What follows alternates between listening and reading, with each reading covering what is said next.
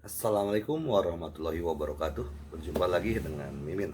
Oke, kita lanjutkan saja ceritanya. Bab 3322 sampai bab 3323.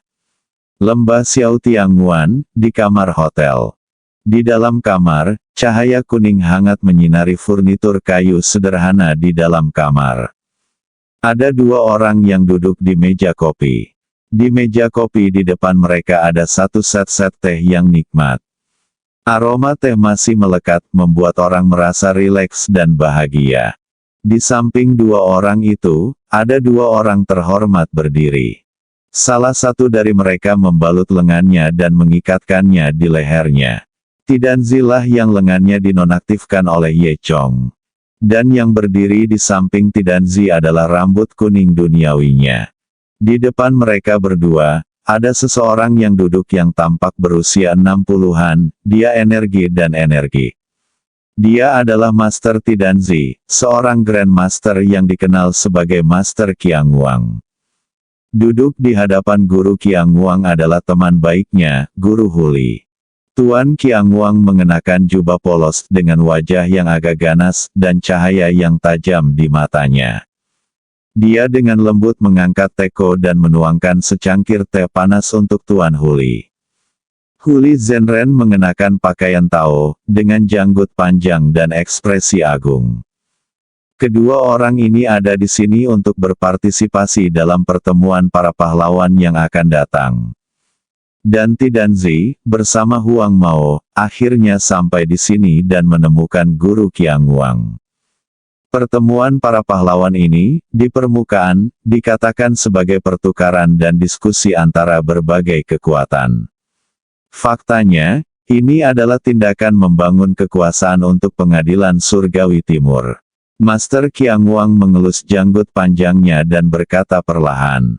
Master Huli mengangguk dan mengambil alih percakapan, ya, Dong Tianting telah mengejutkan dunia seni bela diri sejak debutnya. Mereka pasti telah merencanakan konferensi ini dengan cermat, berharap mengambil kesempatan ini untuk membangun posisi dominan mereka dalam satu gerakan. Saya harus mengatakan bahwa Dong Tianting cukup ambisius, kata Guru Qiangwang. Guru Huli mengangguk, ya, tetapi pengadilan surga timur memang memiliki kekuatan seperti itu. Diperkirakan bahkan keluarga tersembunyi dan sekte besar itu harus menyerah. Setelah konferensi ini, pengadilan surga timur mungkin benar-benar dapat menutupi langit dengan di satu sisi. Kami tidak bisa mengendalikan apa yang terjadi pada keluarga besar itu. Orang-orang seperti Anda dan saya harus memikirkannya, kata Guru Qiangwang.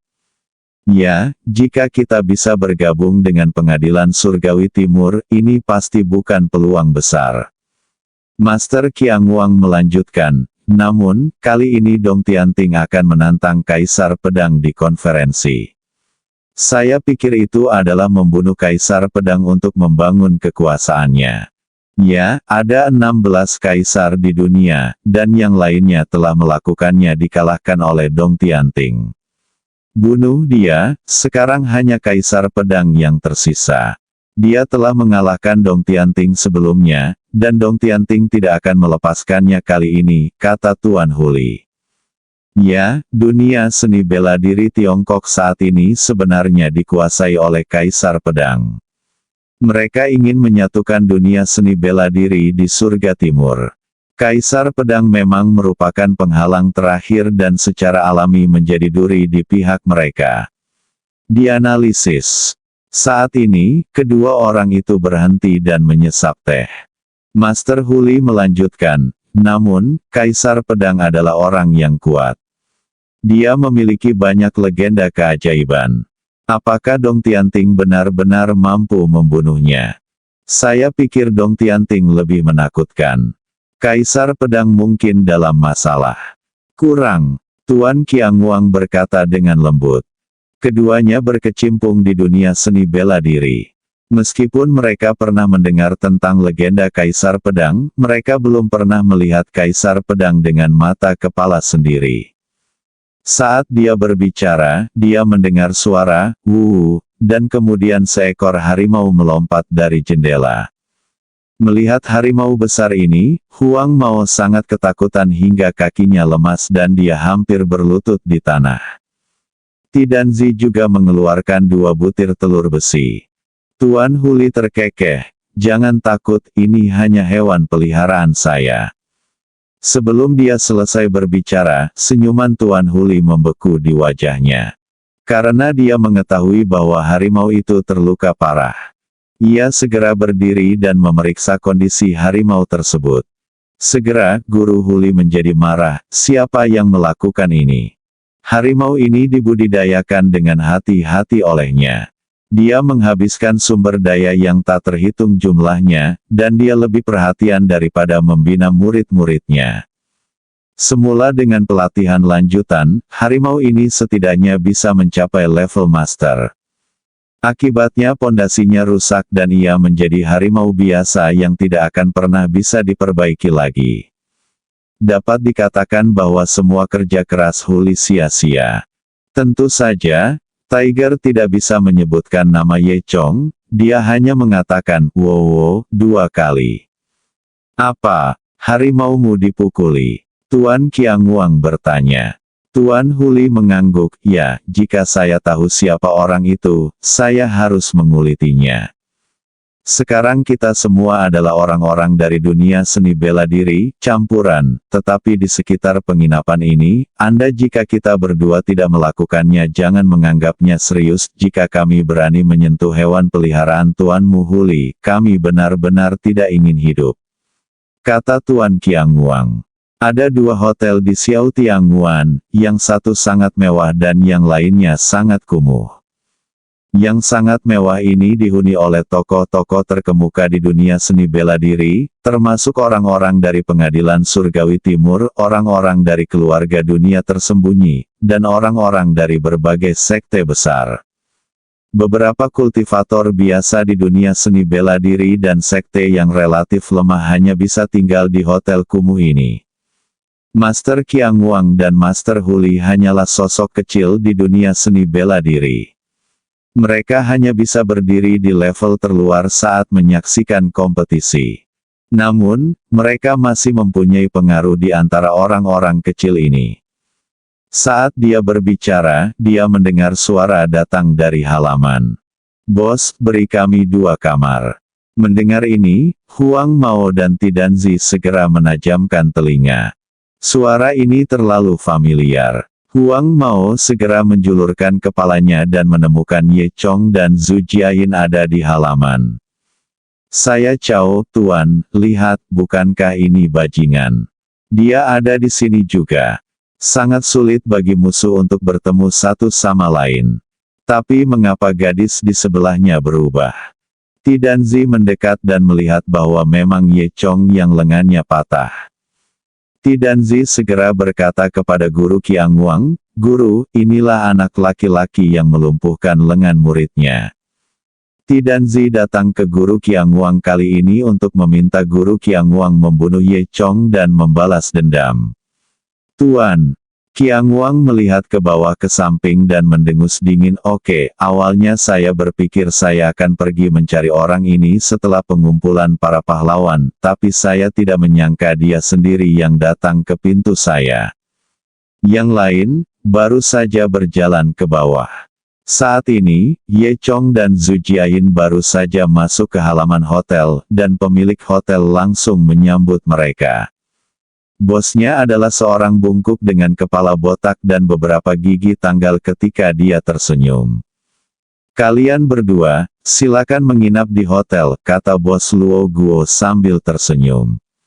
Saat dia berbicara, Tuan Qianguang sudah keluar.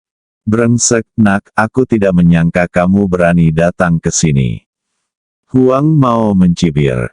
Ye Chong mendongak dan melihat bahwa itu adalah Huang Mao, Tidanzi dan lainnya. Dia tersenyum dan berkata, "Aku tidak menyangka akan melihatmu di sini. Sial, kamu tidak perlu bertingkah keren, kamu mati hari ini."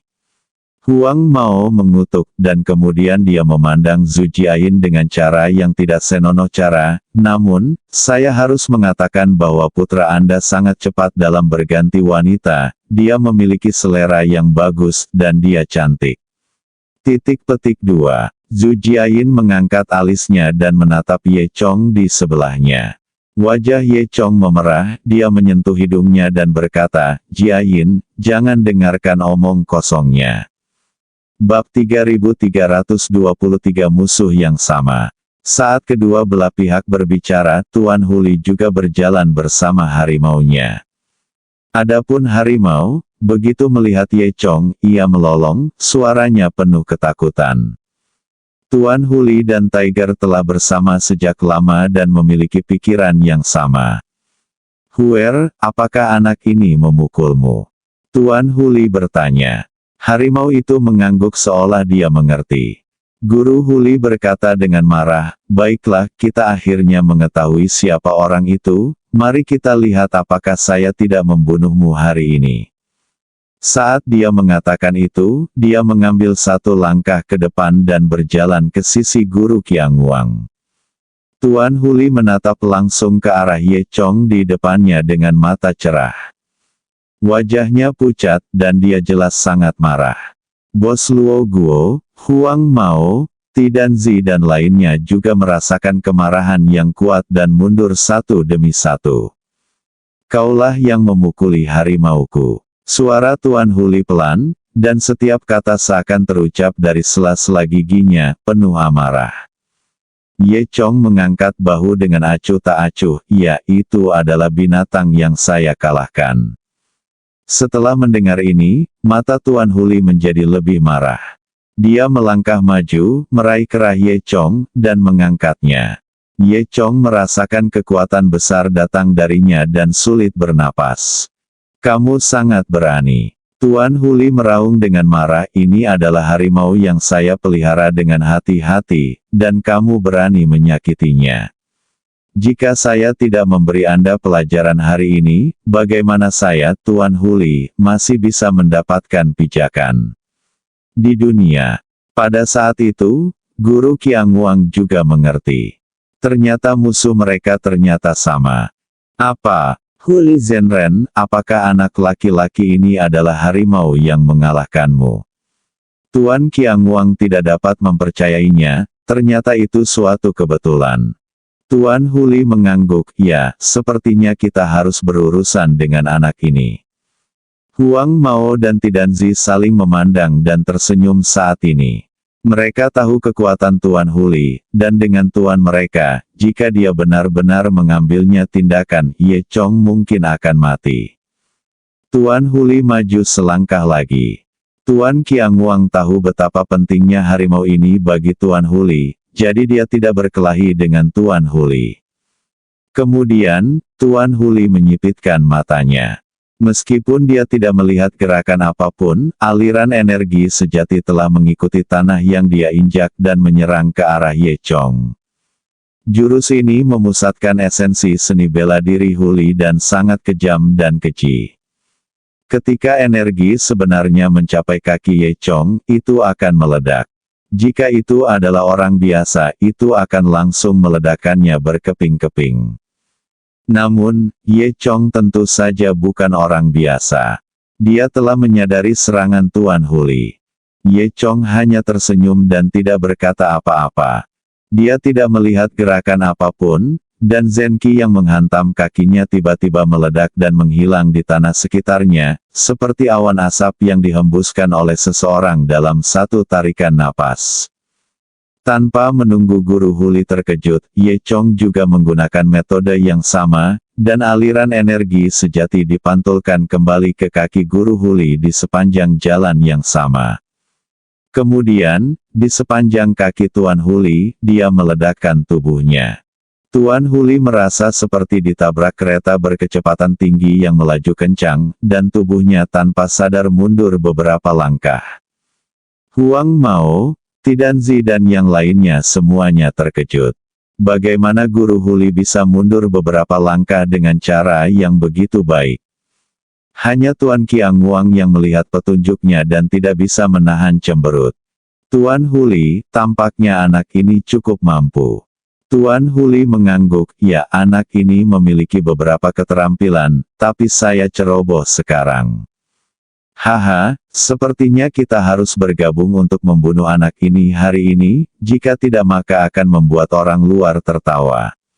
Sangat wajar untuk mengatakan bahwa semakin banyak orang yang menindas, semakin sedikit orang.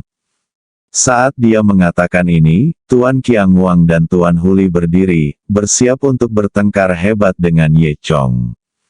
Pada saat ini, Bos Luo Guo tiba-tiba berjalan. Semuanya, harap bersabar. Kita semua di sini untuk berpartisipasi dalam pengumpulan para pahlawan. Mengapa terburu-buru mengambil tindakan?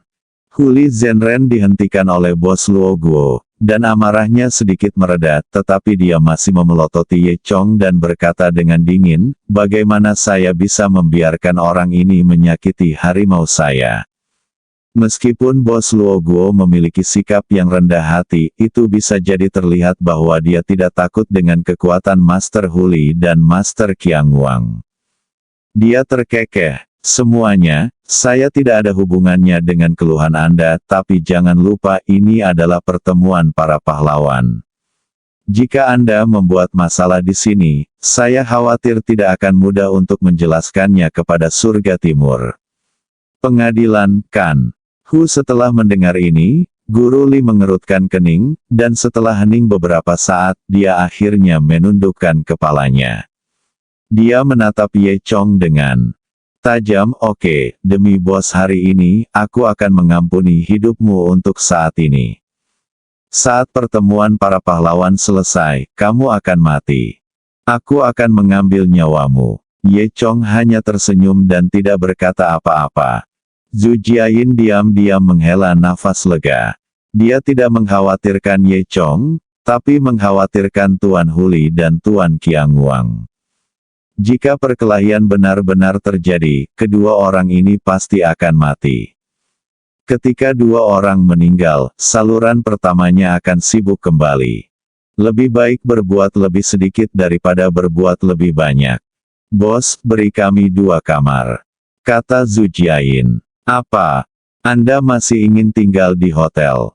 Huang mau mencibir, ide yang bagus sekali. Dia berkata kepada bos, saya ingin semua kamar di sini, dan saya tidak diizinkan meninggalkan kamar manapun untuk mereka. Bos Luo Guo juga berkata tanpa berkata apa-apa. Zhu Jiayin menjadi tidak senang, mengapa? Karena saya kaya, kata Huang Mao dengan bangga. Sepertinya rambut kuning ini disengaja.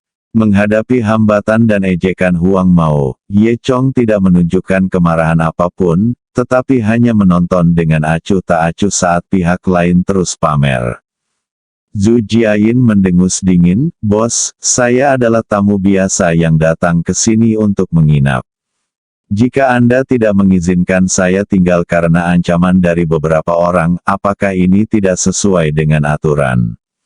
Pada saat ini, Tuan Qianguang mendengus dingin dan berkata kepada Bos Luo Guo, apa? Apakah kamu tidak akan memberiku wajah ini? Baru saja Tuan Huli dan Tuan Qianguang telah memberikan wajah bosnya. Meskipun Bos Luo Guo mengandalkan nama kumpulan pahlawan untuk menghentikan mereka berdua. Tetapi jika kita mendorong lebih jauh sekarang, saya khawatir itu akan menyinggung perasaan mereka berdua. Setelah mempertimbangkan pro dan kontra, Bos Luo Guo tersenyum dan berkata kepada Guru Qianguang, Tuan, lihat apa yang Anda katakan, bagaimana mungkin? Setelah mendengar ini, Huang Mao tampak lebih bangga dan dengan sengaja berkata dengan keras kepada Bos Luo. Bos, jangan beri dia kamar. Tuanku menjaga tempat ini hari ini. Jika kamu tidak ingin dia tinggal di sana, dia tidak akan bisa tinggal di sana. Tanda seru. Ye Chong, seolah ingin melihat rasa malu pihak lain. Kemudian, Huang Mao memandang Zhu Jiayin dan menunjukkan senyuman cabul, namun, jika si cantik ingin tinggal di sana, dia bisa sekamar denganku. Bersambung.